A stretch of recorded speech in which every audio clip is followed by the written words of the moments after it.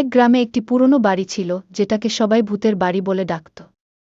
বাড়িটি দীর্ঘদিন ডেজার্টেড ছিল, আর গ্রামের লোকেরা রাতের বেলায় সেখানে যাওয়া থেকে খুব ভয় পেত। তারা বিশ্বাস করত বাড়ির ভিতরে একটি ভূত বাস করে, যে নাকি একসময় বাড়ির মালিক ছিল।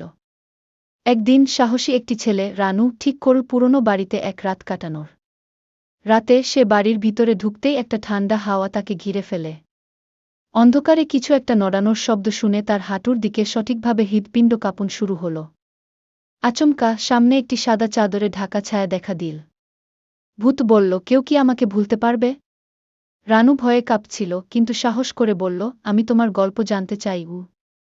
ভূত শুরু করল তার দুঃখের কাহিনী, কিভাবে সে তার পরিবারকে হারিয়ে সেই বাড়িতে বন্দী হয়ে আছে। রানু বুঝতে পারল ভূতটি শান্তি খুঁজছে।